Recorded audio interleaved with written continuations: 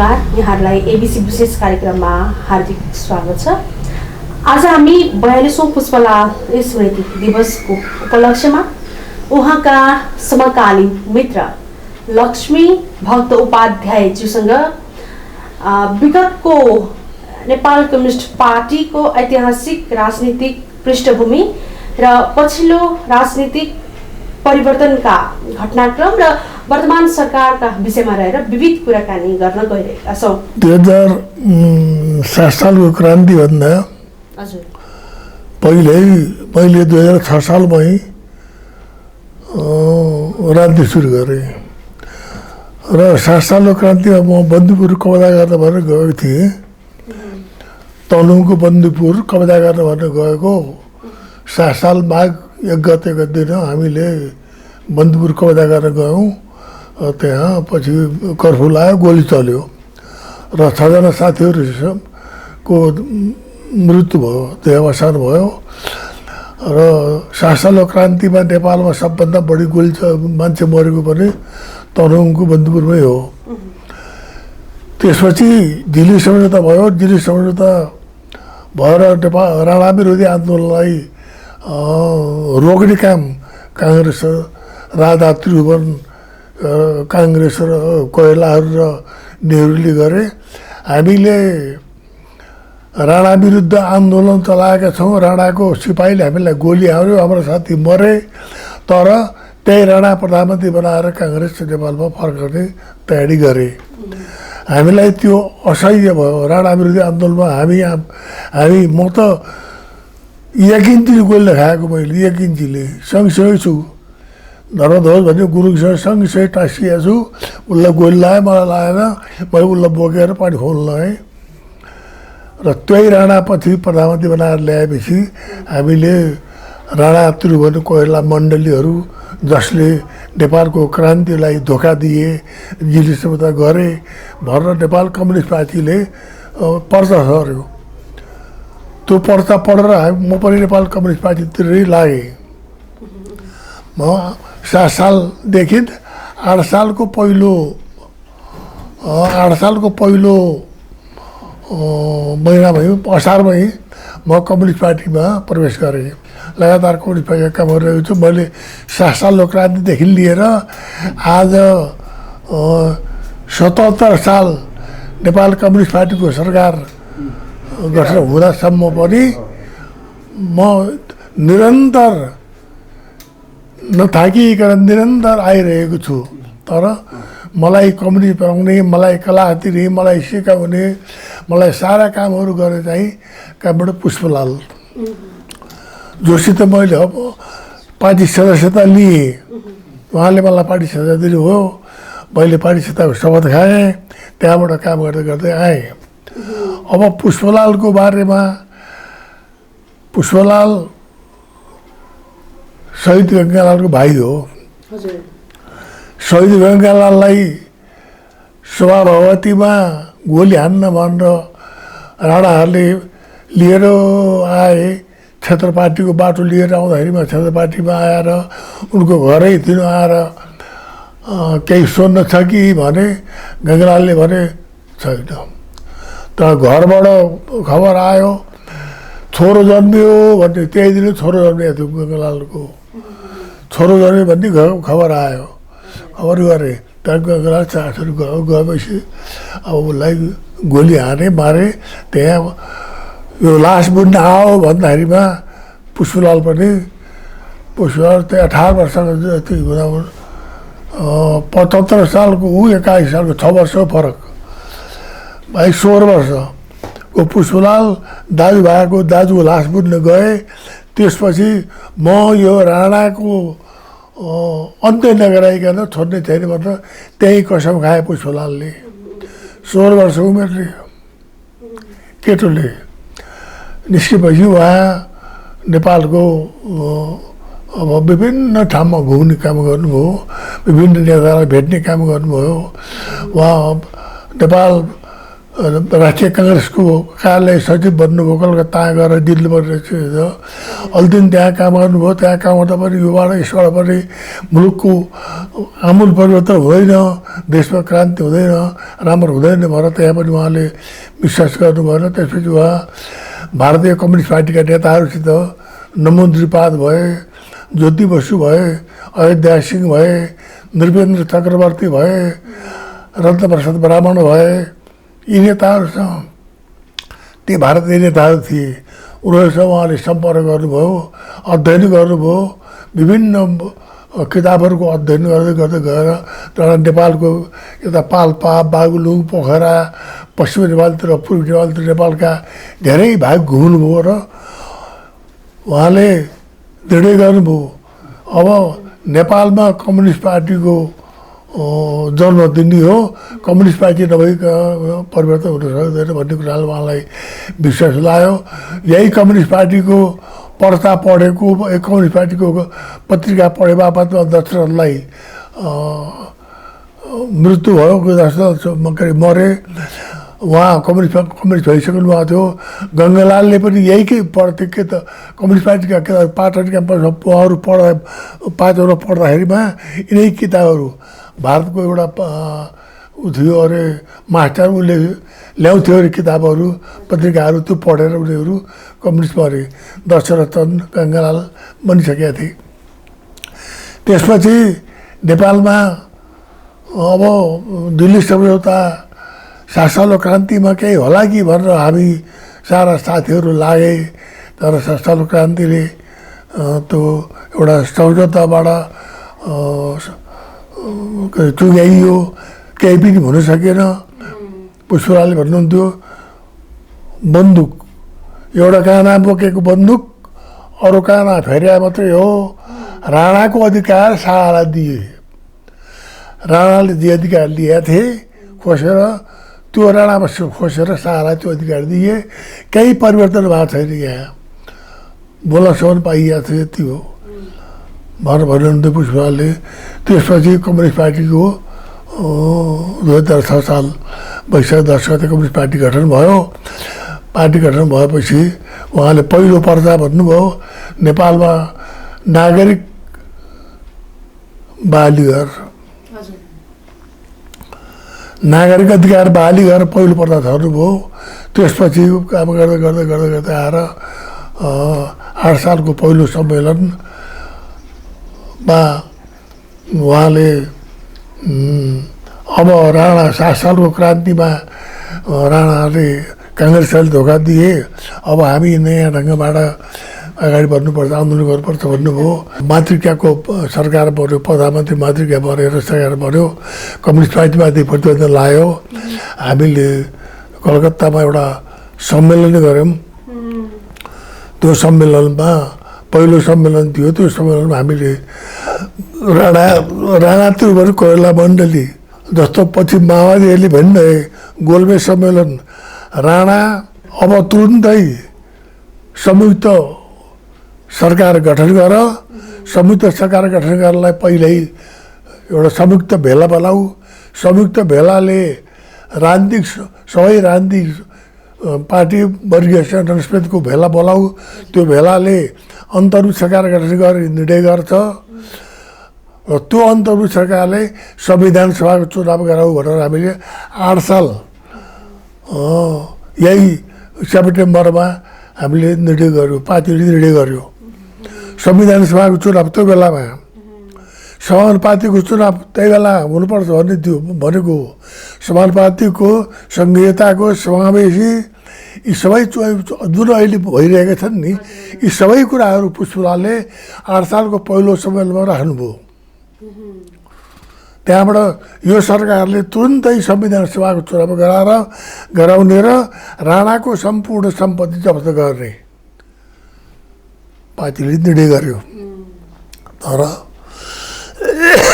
हामीले त्यो काम काङ्ग्रेसहरू सरकारमा थियो, काङ्ग्रेसले त्यो काम गरेन, उल्टो कम्युनिस्टहरूलाई पक्राउ गरेर पार्टीमाथि प्रतिबन्ध लगायो।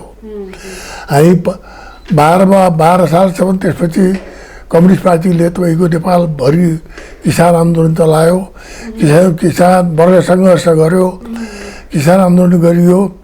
त्यसपछि हामीले 13 साल वैशाख 5 गते बल्ल पार्टी माथिको प्रतिबन्ध पुग्यो। प्रतिबन्ध पुगेपछि फेरि हामी दोस्रो महाधिवेशनको तयारी गऱ्यौँ। त्यो दोस्रो महाधिवेशनमा वरपर नै जातीय जनतान्त्रिक संयुक्त मोर्चा पनि गठन भयो। जातीय जनतान्त्रिक संयुक्त मोर्चा, जुन मोर्चाले नेपालमा तुरुन्तै संविधान सभाको चुनाव गराउने, टङ्कप्रसादको प्रजा परिषद, दिलबहादुर रेग्मीको राष्ट्रिय काङ्ग्रेस र कम्युनिस्ट पार्टी, त्यसमा टङ्कप्रसाद अध्यक्ष, पुष्पलाल सचिव भएर त्यो मोर्चा गठन भयो र संविधान सभाको चुनाव आन्दोलन गरियो। देशव्यापी रूपमा संविधान सभाको लागि आन्दोलन, जुलुस, धरपकड सबै कुराहरू भए। तर काङ्ग्रेसले अन्तिममा गएर काङ्ग्रेसले धोका दियो। संविधान सभाको चुनाव गराउने भन्नु आम जनता सडकहरूले आएन, बिपी कोइराला गएर संसद मान्छु भनेर महेन्द्रसित गएर संसदको मन्जुर गर्यो।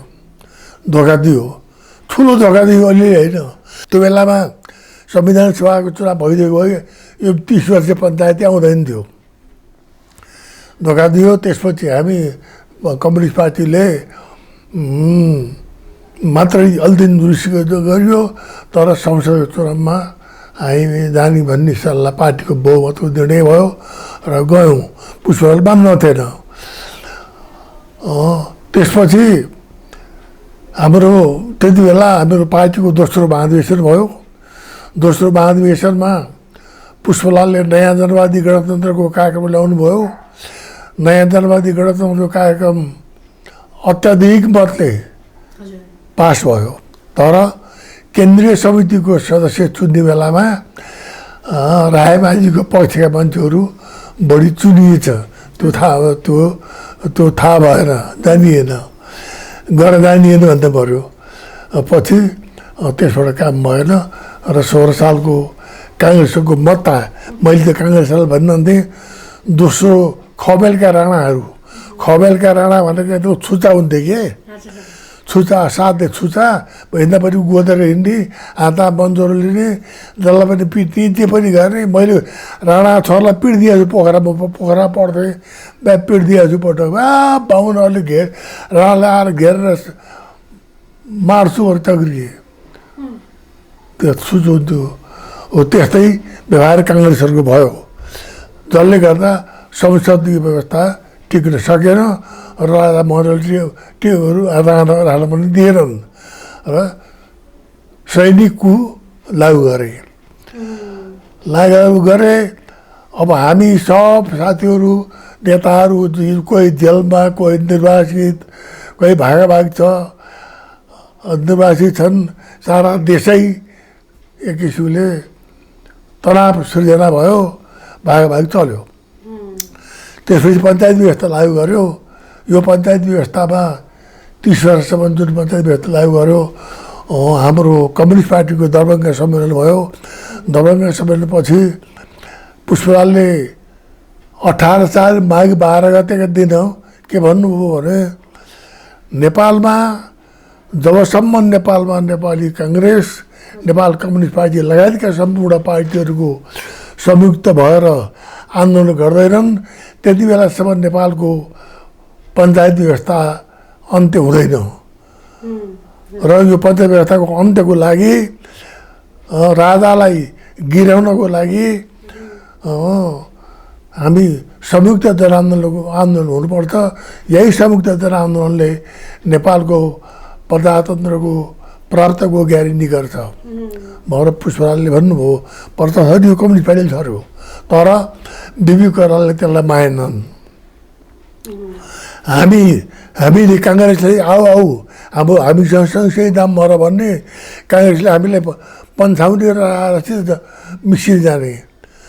राजसित काङ्ग्रेसले गएन, घाँटी जोडिया हाम्रो राजाको मेरो भन्ने बिपी कोइराला हो। मेलमिलापको नारा दिने, कम्युनिस्टसित होइन, जनतासित होइन, राजासित को मेलमिलापको नारा दिए र यसरी हामी त्यहाँबाट लड्दै लड्दै गयौँ। पछि गएर पार्टीको तेस्रो महाधिवेशन भयो उसमा तपाईँको बनारसमा। तेस्रो महाधिवेशन पछि फेरि पार्टीले त्यति गति लिन सकेन। फेरि म त्यसको अध्यक्ष थिएँ। हामीले 25 सालमा तेस्रो ऐतिहासिक सम्मेलन गऱ्यौँ। सम्मेलन गरेर त्यसले नयाँ दलवादी कार्यक्रम संयुक्त जनआन्दोलन। संयुक्त जनआन्दोलनलाई पुष्पलाई एउटा कुरा के विश्वास थियो भने नेपालमा नेपाली काङ्ग्रेस यदि आउँछ हामीसित भने, नेपाली काङ्ग्रेस हामीसित आउँछ भने संयुक्त जनआन्दोलनको सफल हुन्छ। संयुक्त जनआन्दोलनले यहाँ गणतन्त्रै आउँछ। जस्तो अहिले संयुक्त जनआन्दोलनबाट नै गणतन्त्र आयो नि त।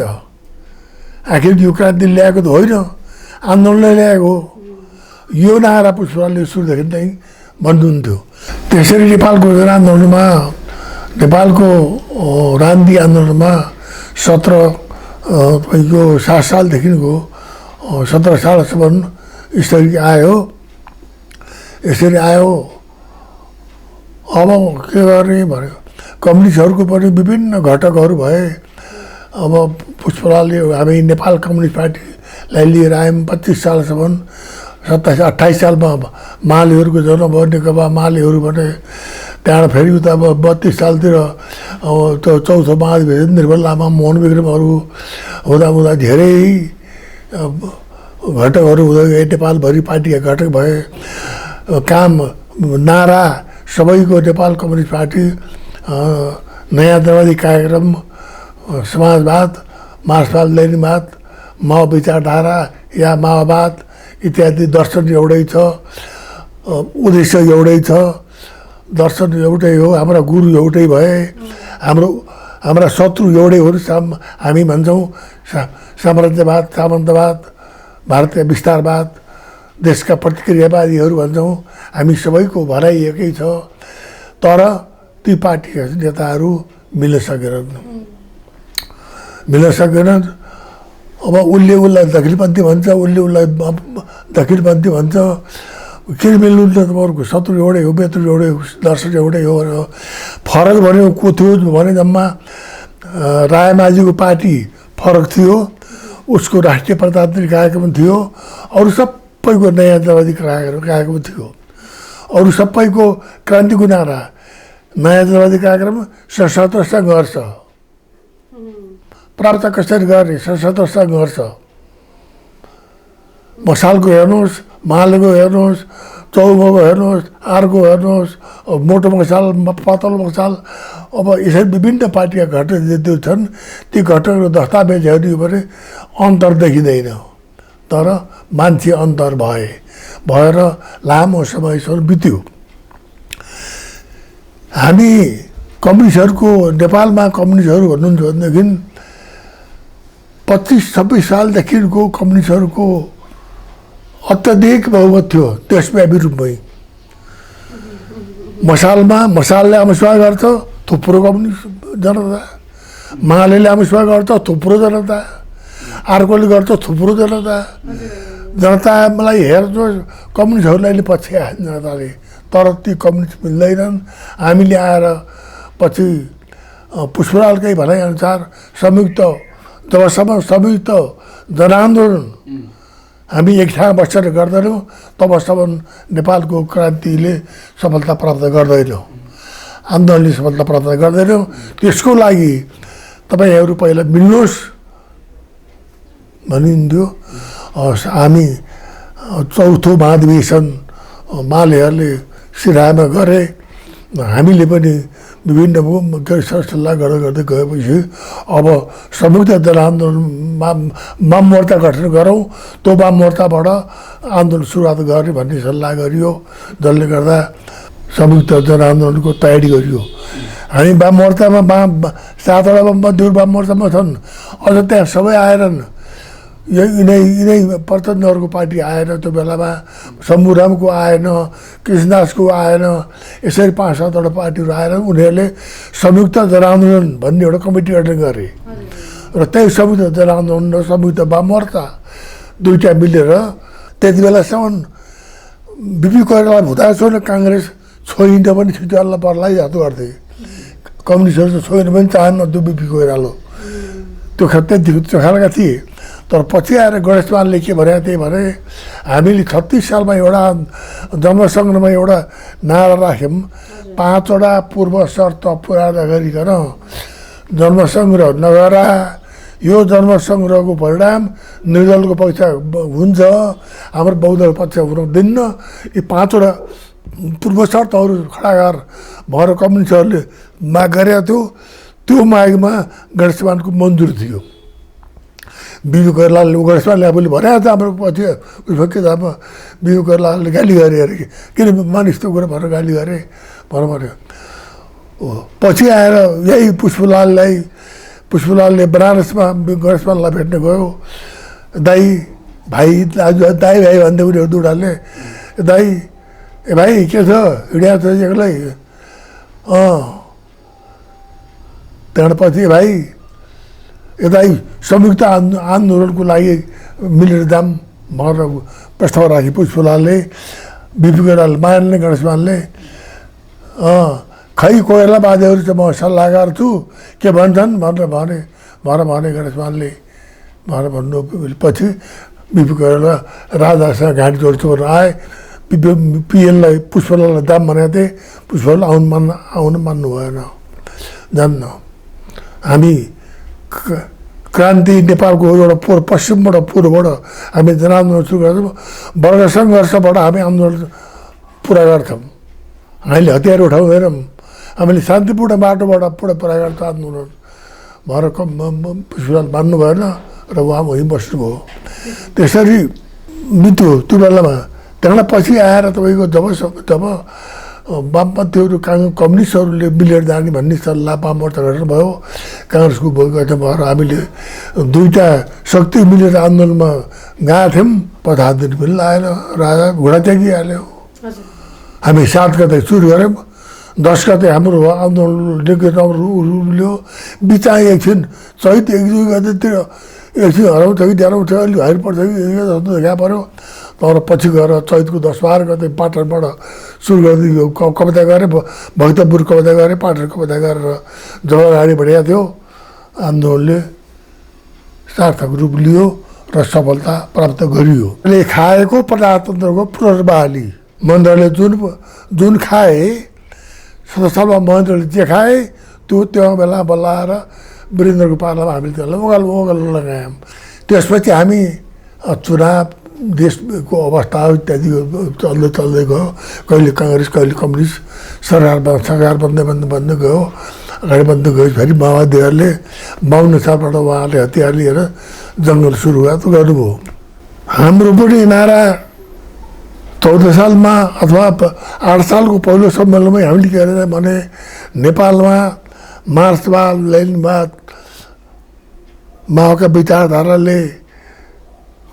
विचारधारा हाम्रो सिद्धान्त हो त्यो मार्गदर्शक सिद्धान्त हाम्रो त्यसलाई लिएर हामी नयाँ जनवादी गणतन्त्र प्राप्त गर्न हामी अगाडि बढ्नेछौँ भएर हामीले 8 सालदेखि कभर गरे हो त्यो थियो गणतन्त्रको हामी कहाँ गणतन्त्र आएको थिएन त राजा ज्ञानेन्द्र के गर्यो भने अब दाजुको बाउको नकल महेन्द्रको नकल गर्छु भनेर त्यही सडे गलेको तुलसीगिरीलाई कृष्ण मिश्र जस्ता लम्बु मान्छेहरूलाई ल्याएर मन्त्रीमण्डलको अध्यक्ष बनाएर यहाँ कु गरेर जग्रियो फेरि सबै नेता सुन्छ पार्टी प्रतिबन्धको रूपमा छ किसिमले त्यस्तो अवस्था पुर्यायो फेरि खान लायो प्रजातन्त्र र यो तर अहिलेका जनता भनेको त्यो बेलाका थिएनन् अहिले धेरै पढे लेखेका धेरै युवाहरू निस्केका थिए युवाहरू तमिके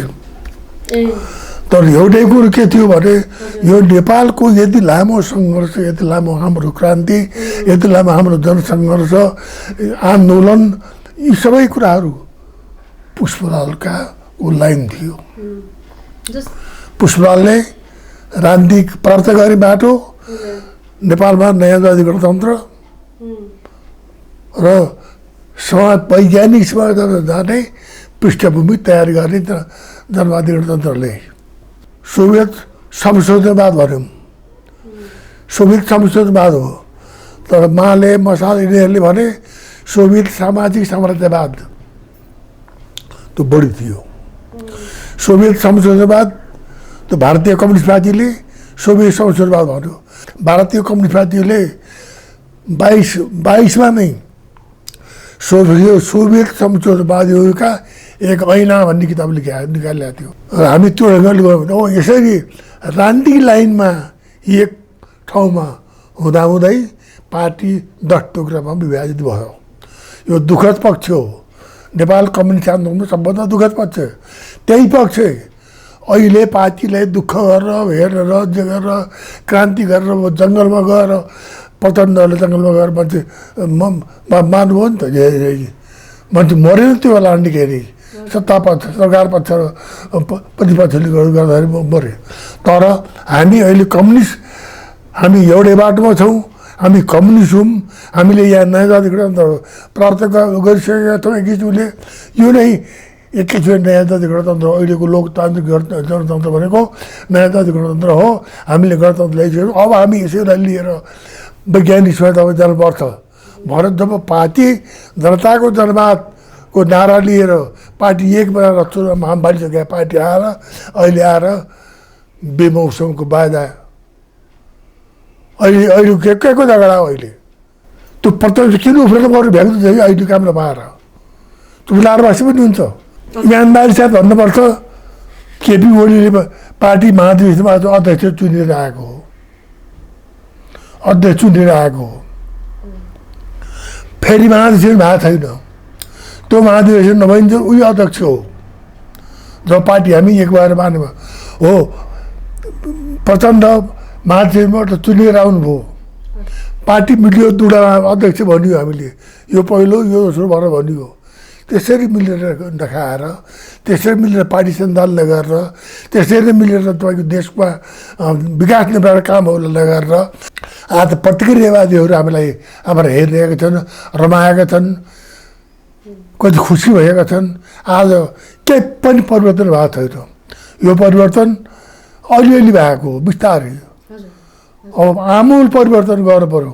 देशको सम्पूर्ण मुहार फेर्नु पर्यो। भूमि सुधार लागू गर्नु पर्यो। भूमिमाथिको स्वामित्वको हदबन्दी मिलाउनु पर्यो।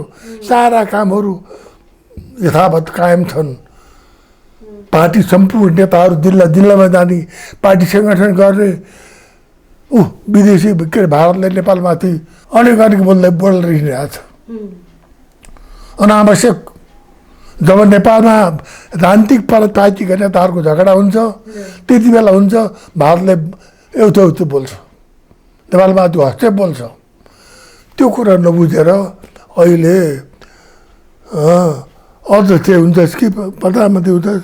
अहिले प्रधानमन्त्री पनि हुन्छन्, अध्यक्ष हुन्छ, प्रधानमन्त्री पनि। त्यो बेलामा तपाईँको माधव नेपालले प्रस्ताव राख्नुभयो केपी समस्या दलको नेता भनेर। अर्को कोही बोलेन, हुन्छ भनेर ताली ठोके। के नेता चुनिनु पर्यो र अर्को मान्छे? जबसम्म हामी आफैले दिएको अधिकार हो त नेता बन भनेर।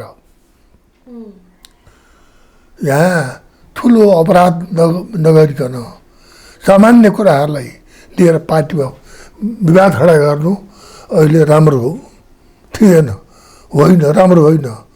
यो कुरा त्यत्रो लडाइँ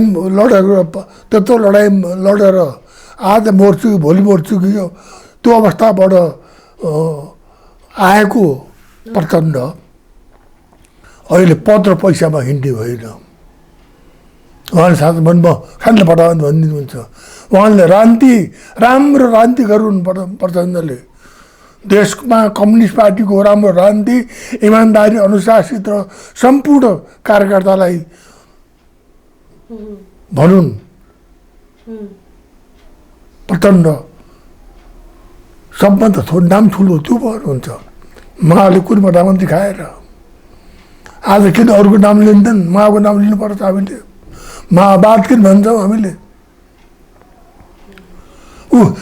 यहीँ नेपालमा गणेशमानलाई प्रधानमन्त्री दिए हो नि त वीरेन्द्रले।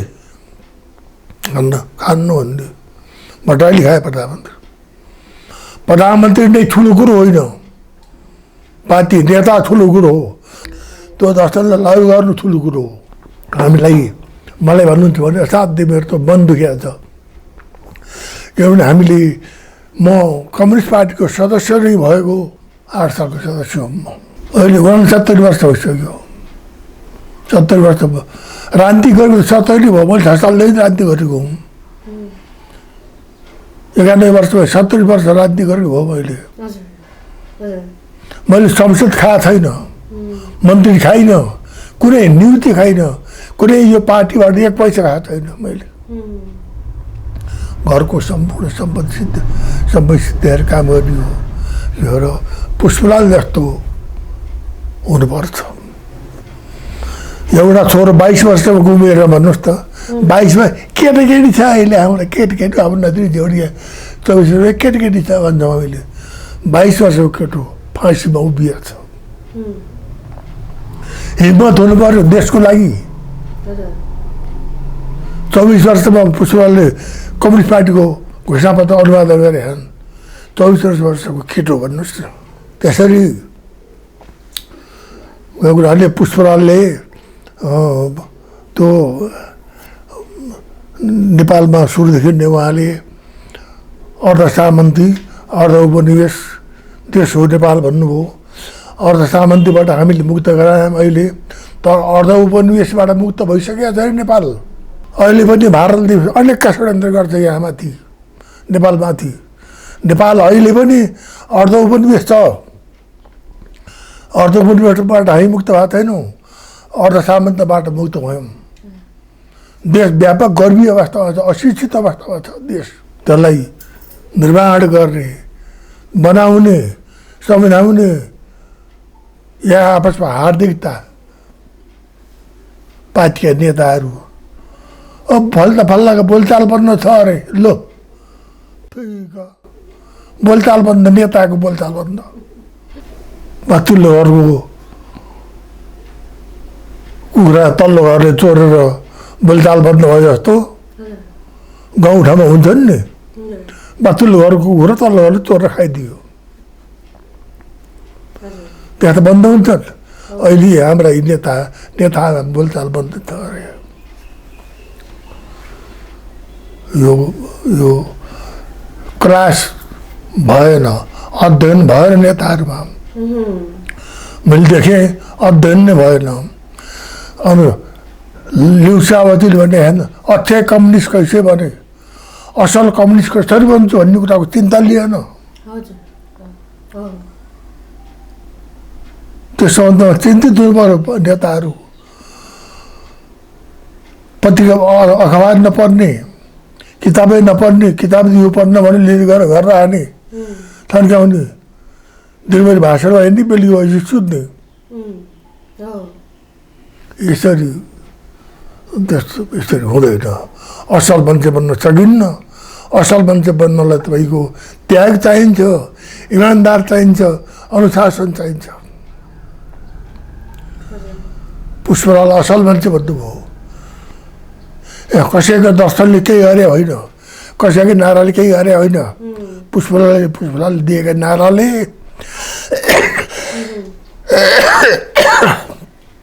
त्यही नारामा हामी हिँड्यौँ, त्यही नारा लियौँ। हामीले संयुक्त जनआन्दोलनलाई उठायौँ। पुष्पलालले के भन्नुहुन्थ्यो, हर वखत भन्नु भनेदेखि नेपाल सानो मुलुक छ, यो सानो मुलुकमा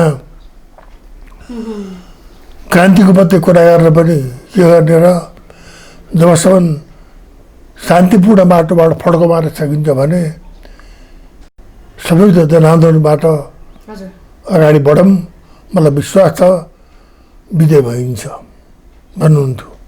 ले जबसम्म शान्तिपूर्ण बाटोबाट अगाडि बढ्न सकिने सम्भावना रहन्जेल क्रान्तिको कुरा नगर, लेनको भनाइ हो।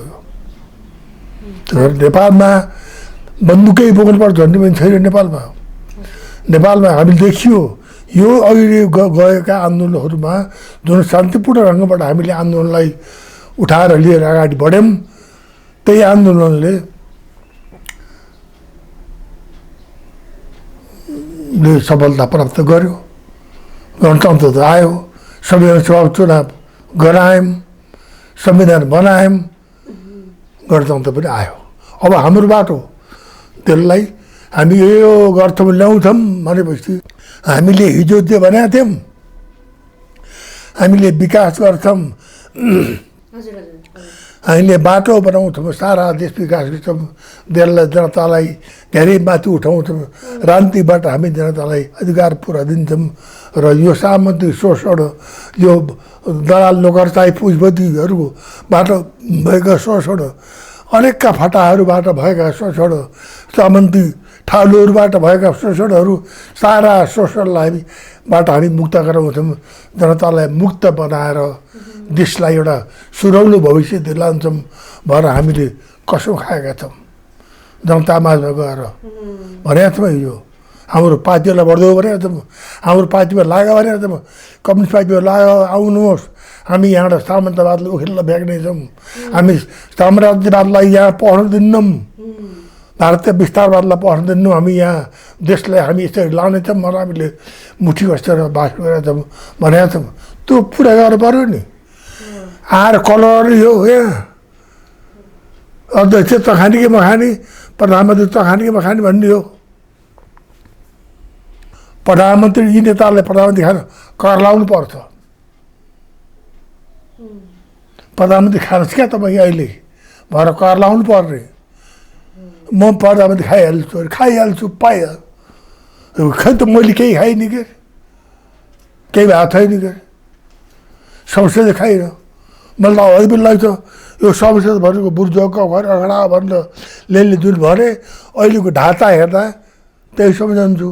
म संसदीय भवनमा गएको पनि छैन, पुगेको पनि छैन, त्यहाँ पसेका पनि छैन म। तर म कम्युनिस्ट पार्टी हुँ। म साम्राज्यवादको विरोध गर्छु, सामन्तवादको विरोध गर्छु, दलाल नोकरशाही पुँजीपतिहरूको विरोध गर्छु, विस्तारवादको विरोध गरेर जान्छु। म अहिले पनि मार्क्सवाद लेनिनवाद माको विचारधारा म त्यसै अन्तर्गत छु, म त्यसमा अनुशासित छु अहिलेसम्म पनि। खै त भात खाइएछ, त्यहाँ पैसा मात्रै जुम्मा गरेर कुम्ल्याएर हुनेवाला होइन। त्यसलाई बनाऊ, पहिला त्यसको मुहार फेर बदल। देश साह्रै नै शोषित छ, यसलाई बदल, राम्रो बनाऊ। देश राम्रो हुँदा, देशैभरि राम्रा राम्रा घर हुँदा यिनी घर पनि त राम्रै हुन्छ नि। यिनले पहिले गराउनुपर्छ र पर्दैन। ऊ रूपचन्द बिस्टेर भन्थ्यो जबसम्म ठेला हातका ठेला त्यो गिटी कुट्ने मजदुरको हक अधिकार आउँदैन तबसम्म मुलुक बद्दैन। त्यस्तै हातभरि गिटी कुटेकै छन्, हात ठेला छन्। पुष्पलालले भन्नुभएको छ जनवाद नेपालमा गरिबका झोपडीहरूमा छन्। जबसम्म देशैभरिका झुपडीहरूले मुक्त हुँदैन, झुपडीहरू मुक्त हुँदैनन् तबसम्म केही हुनेवाला त होइन। परिवर्तन असम्भवै छ, परिवर्तन हुन्छ। नेता प्रधान होइन, नीति प्रधान हो। नेता ठुलो होइन, नीति ठुलो हो। नेता अर्को पनि आउँछ, अर्को पनि जान्छ, अर्को देश जान्छ नि। अहिले प्रधानमन्त्री दियो भने यहाँ प्रधानमन्त्री खान सक्ने हजारौँ निस्कन्छन्, छन् नेता। तर त्यो नीति लागू गर्छ गर्दैनन्। कम्युनिस्ट पार्टीले जुन लिएको नीति हो, हामीले लिएको घोषणापत्रमा लिएको जुन नीति हो, मार्क्सले भनिरहेका कुराहरू हुन्, लेनिनले भनेका कुराहरू हुन्, माओले भनेका कुराहरू हुन्, हाम्रा दार्शनिक, हाम्रा मार्गदर्शक सिद्धान्तकार तिनै हुन्। हामी उनीको चेला हौँ। त्यही दर्शनलाई यो भौतिकवादी दर्शन हो, यो अध्यात्म भौतिकवादी दर्शन हो। यो यही दर्शनमा आज मुलुक संसार गइरहेको छ। किनभने हामीलाई त्यो चाहिएको छ, नेताले त्यो नगरून्। नेता इमान्दारी साथ कोट लाउनु मनलाई आगो किन्ने पनि हुन्छ, सर्ट लगाएर हुन्छ, सत खालको गोल्छाको स्वेटर लगाए पनि हुन्छ, महँगा महँगा कोट लाउनु पर्ने, महँगा ज्याकेट पर्दैन नेताले। गान्धी महात्मा गान्धीले खाइको लुगा लाएर हिँड्यो।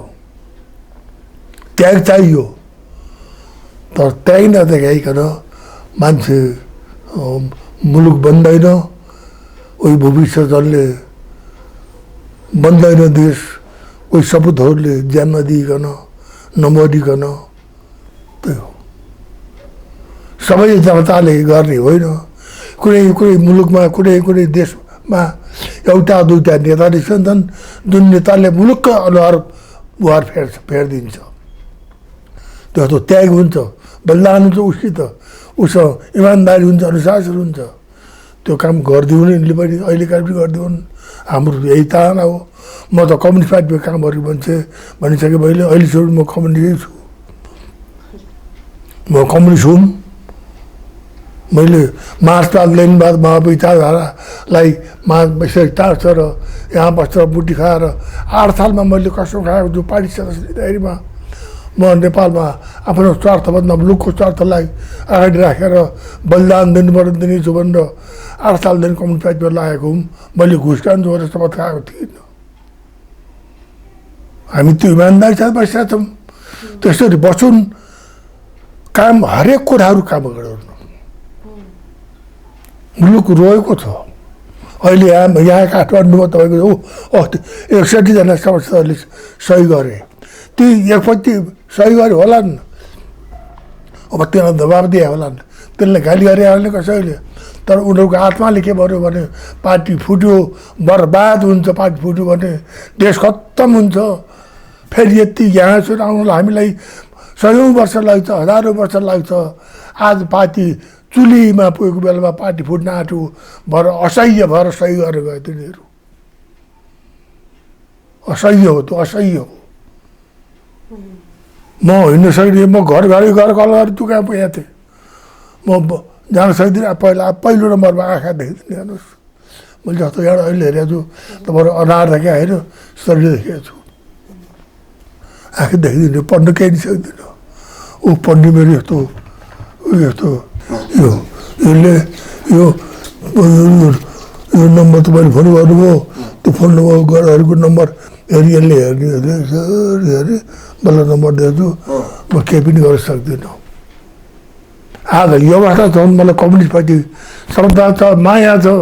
आफूले गरेको खेती, आफूले गरेको सम्पूर्ण तपाईँको परिश्रम भन्नुहुन्छ भनेदेखि म 8 सालदेखिको आज भनिसक्यो 6 सालदेखि आज 70 वर्षसम्म मैले गरेको मेरो फल आज कता कता बिगार्छन् कि अब कम्युनिस्ट पार्टीको हातबाट नेपालमा फेरि अर्काको हातमा गयो भने ठुलो बर्बादी हुन्छ, ठुलो घाटा हुन्छ। यिनै कुरा भएर पुष्पलालले देखाउनु भएको बाटो। पुष्पलाल एउटा महान नेता हुनुहुन्थ्यो, दार्शनिक हुनुहुन्थ्यो। यो सम्पूर्ण नेपाललाई क्रान्ति यसरी गर, आन्दोलन यसरी गर, बाटो यो हो भएर सबै कुरा देखाएर जानुभयो पुष्पलालले। तर अलि उमेरमै जानुभयो। त्यस्तै महान नेता बनुन्, इमान्दारी बनुन्। लेनिनले भन्नुभएको थियो एक ठाउँमा, कम्युनिस्ट भनेको युगको आत्मा हो। आत्मा मुटु हो कम्युनिस्ट भनेको। त्यो युगको आत्मा त्यसले अनुशासनमा रहन्छ, त्यसले इमान्दारी गर्छ, त्यसले बेइमानी गर्दैन। बेइमानी गर्न जान्दैन कम्युनिस्टहरूले। त्यो भएन अहिले। आज हामी नेपाल कम्युनिस्ट पार्टीका संस्थापक पुष्पलालका समकालीन मित्र लक्ष्मी भक्त उपाध्यायज्यूसँग रहेर नेपालको ऐतिहासिक राजनीतिक पृष्ठभूमि र पछिल्ला राजनीतिक घटनाक्रम लगायत वर्तमान सरकार सँगै विभिन्न अन्तरङ्ग कुराकानी पनि गर्यौँ। यस्तै विशेष प्रस्तुतिका साथमा हामी यहाँहरूसँग पुनः एबिसी विशेष कार्यक्रममा आउने छौँ नै। आजको लागि भने क्यामेरा पर्सन ध्रुव अधिकारी सहित म सपना, हामीलाई पनि बिदा दिनुहोस्। नमस्कार।